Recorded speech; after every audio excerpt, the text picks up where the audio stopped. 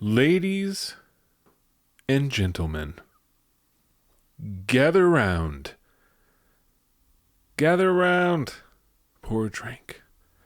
I think you might want to find that cigar that you've had stashed away for a while and you couldn't find the right time to smoke it. I think this is the time. I think now is the time. So, I am old Gav. I think about stuff and I like to talk about stuff. And I have a microphone and I'm just going to talk into that microphone. I actually started this is my second. I'm doing this live as far as takes, but this is my second run because I hit record a few minutes ago and looked over and the book that I wanted to read from was closed. And I hadn't put a bookmark in it, so I had to start over. I didn't have to, but I do whatever the hell I want. So I decided to start over. So, for starters, I've mentioned before, I'm an audio engineer by trade. I run a production business that does live sound reinforcements, equipment rentals. Basically, when you go to see a show, when you go to see a band play and you can hear them, that's what my company does. I set up the speakers and run the sound, and I try to keep the musicians happy. And I have a recording studio here at my headquarters, Northern California. And that's where I want to start. There's some heavy stuff coming down later in the program, but I wanted to start with the life of a musician, the life of a sound engineer, the life of in the arts, and probably just life in general. A little while back, I had a band block out a couple of days to come in and track. And I have a little guest house on the property, so musicians will, set up shop if they're coming from out of town, especially. But this was a local band, and they blocked out 2 days. But their guitar player lives a stretch away down south, and so he came up the night before the first session to stay in the guest house. He came up late that night, and I showed him to the room, and he was a nice guy, and we had a good chat, and we both went to bed to wake up the next morning and get things going, So I woke up, made some coffee for the folks, and before the band showed up, the guitar player had woken up, came into the studio, and I said, were you comfortable out there? Everything okay? You good? I'm a customer service guy. And he said, oh, man, slept like a baby. This is great. Oh, how wonderful is this? Being able to wake up rested and I'm already at the studio. And I said, yeah, that's, and he said, you should really think about that. You should really think about, having musicians stay in the guest house. And I thought to myself, like, man, is this guy fucking with me? I said, I'm not going to say it because these are my customers, but in my head I was like, yeah, man, I have thought about it. In fact, that's exactly what's happening. That's what happened. You're a musician and this is for real, man. I speak the truth, my friends, man. There's all kinds of people and super nice guy, great guitar player, had 2 wonderful days in the studio. On different wavelengths. So moving along, I'm hearing a lot of lack of perspective. Maybe a little hyper-focused lack of perspective. Just sort of, I don't know what it's like to be you, and you don't know what it's like to be me, and let's not pretend otherwise. Please, let's not do that. So, on that theme, making maybe a kind of a weird connection, but maybe you'll get it eventually, and maybe it doesn't make any sense, and you're like, Jesus, this guy is fucking insane. And you know what? My friends, maybe you're right. But I'd say, get some matches out and light that cigar. Let's see what we got. So in an attempt to pretend this is completely live, and it is for the most part, I'm going to pour a glass of Irish whiskey. It's been a tough Monday, and I'm ready to loosen up a little bit. I hope you heard that. That's not Foley. I could do that. I have the technology. But that was for real. Having a whiskey with you. So, I want to read a passage from a book called Nothing Less Than Victory. The Oral History of D-Day. I read this thing 22, 23 years ago. Or I bought it then.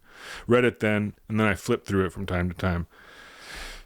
And what it is it's a compilation of diary entries and letters from both Allied and Axis forces leading up to and including the D-Day invasion, the Allied ships landing in Normandy and taking the beachhead.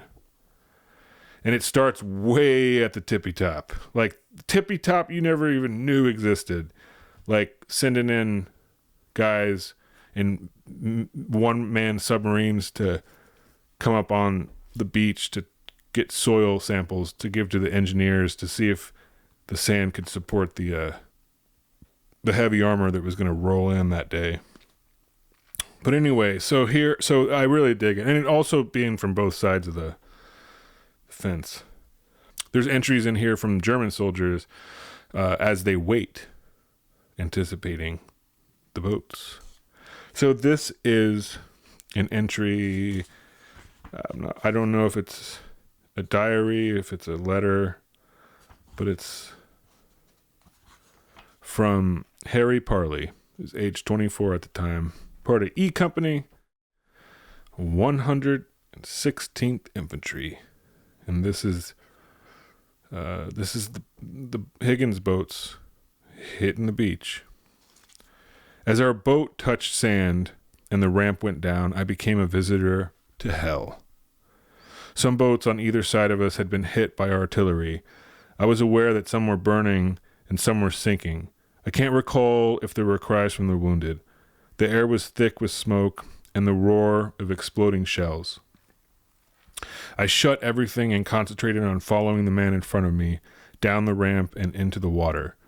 I stepped off the ramp into a deep pocket in the sand and went under the water completely. No footing whatsoever, with an 80-pound flamethrower on my back, and I was unable to come up. I knew I was drowning and made a futile effort to unbuckle the flamethrower harness. Inadvertently, I had raised the firing arm, which is about 3 feet long, above my head. One of my team saw it, grabbed hold, and pulled me up out of the hole into solid sand. Then slowly, half drowned, coughing water and dragging my feet, I began walking toward the beach. I was unable to run.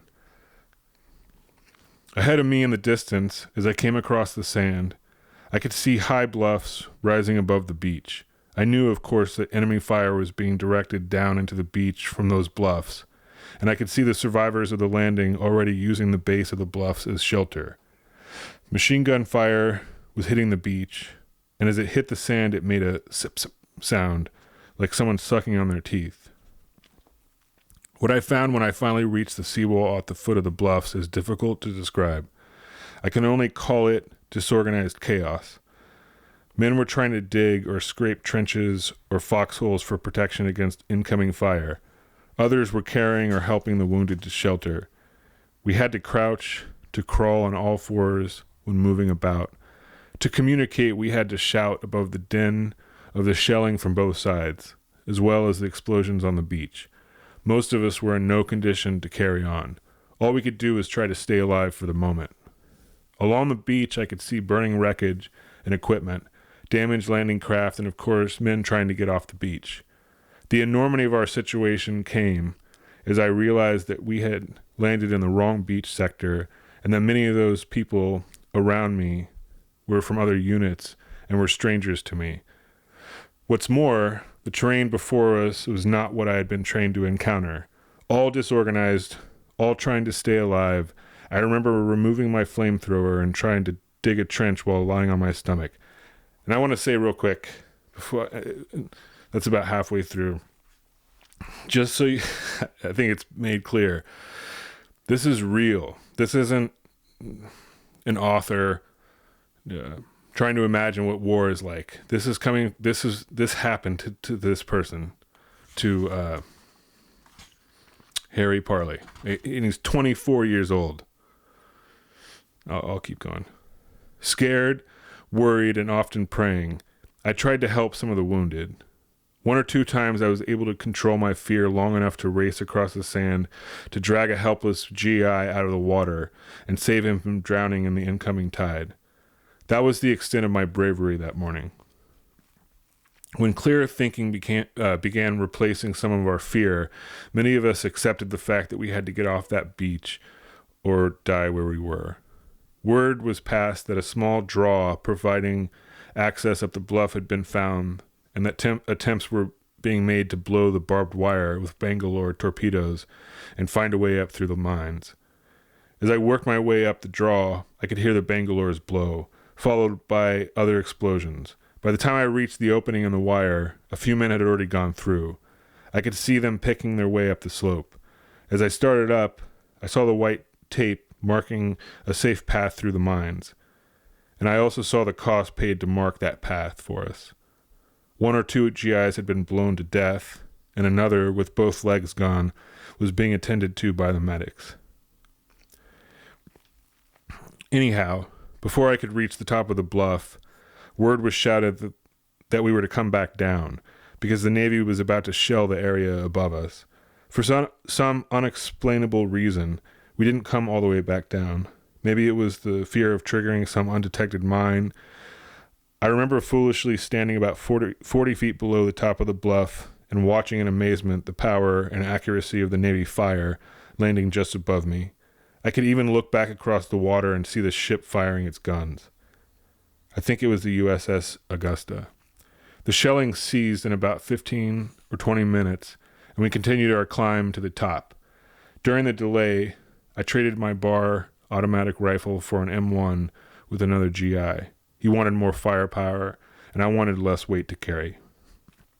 Finally reaching the top, I found an area entirely devoid of vegetation, marked by shell craters and covered by a maze of trenches, dugouts, and firing positions. I also saw the enemy for the first time. 2 German prisoners, hands on head, were being passed back down the slope.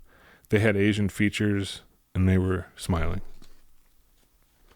That was from a 24-year-old kid that actually landed on that beach in a Higgins boat with a flamethrower and had to run up the hill. Woo! All right, so if you've got your cigar cooking and your whiskey or whatever you dig, I want to play a song. I'm going to play a song by, don't laugh, I'm not trying to be funny, by one of my favorite bands called War. It's their fault they named their band War, not mine. But I'm going to play the B-side, the first song on the B-side of their first album.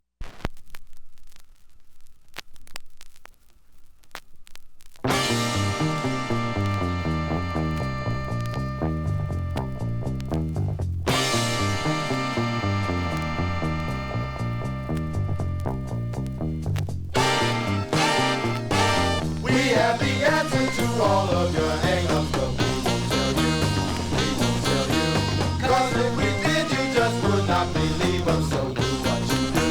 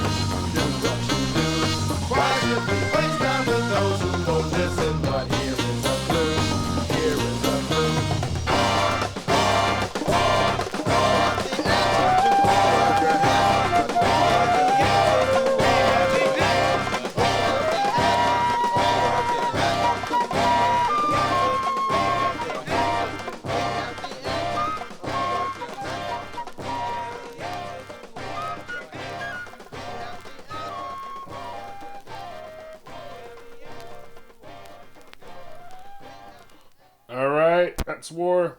Ooh, sorry about that little scratch there. So that's the band War. You probably know they had some hits on sort of, I guess, with Lowrider and all that. Plus Eric Burden sang with them for a little bit when in the early years. Good stuff. That stuff was good. The thing I like about War is that there was no leader in that band. There's no lead singer. There's no lead guitar player. There's no lead anything. A lot of the tags and sort of themes are from Lee Oscar's harmonica playing, but even that, like, it's not like he ever soloed. There's no front person in that band. And when Eric Burden was with them, it was like, oh, it's War. It kind of just felt like War backing up Eric Burden. It's great stuff, man. Don't get me wrong, but that's how I feel, and that's sort of hey, if it's a matter of preference, then it's a matter of preference, man. There's no right and wrong with preference.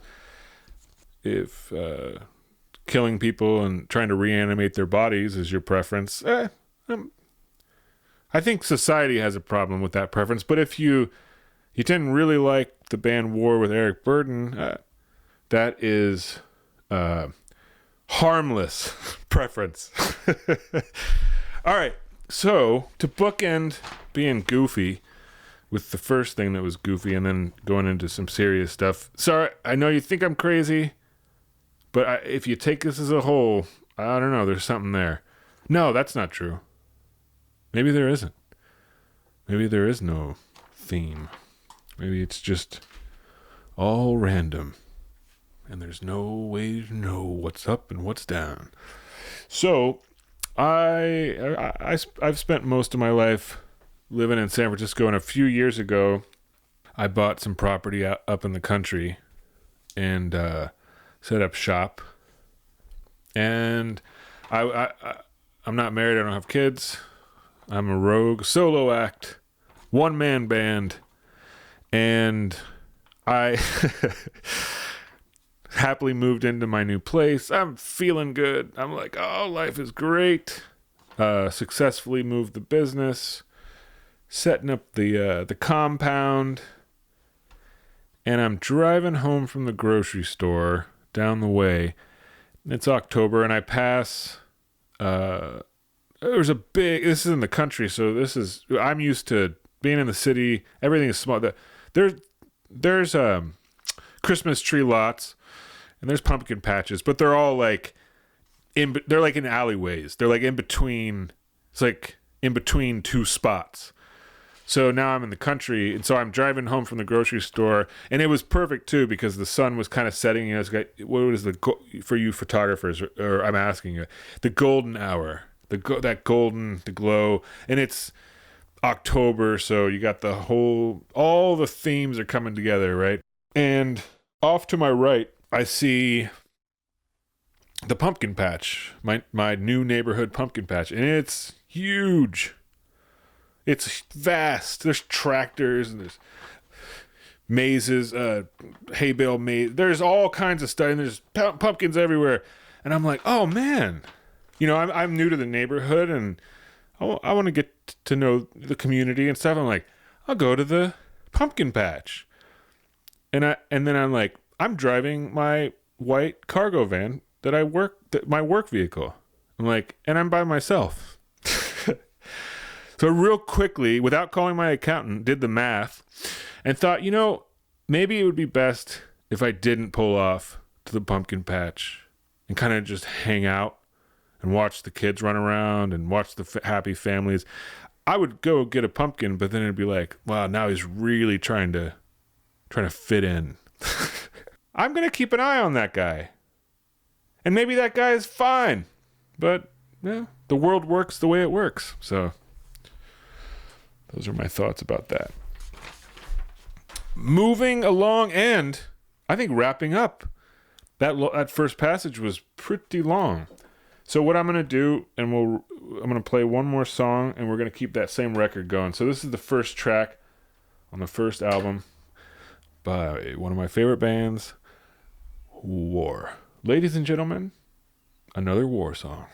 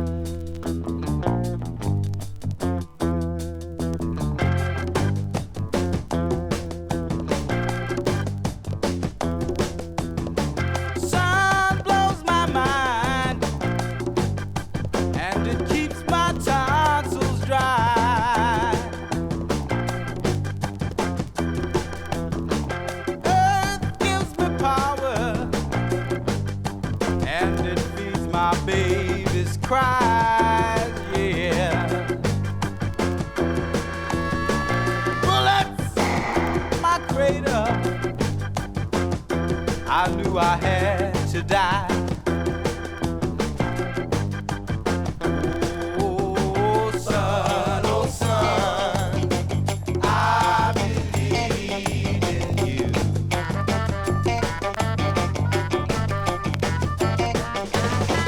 Son, oh son, I believed in you.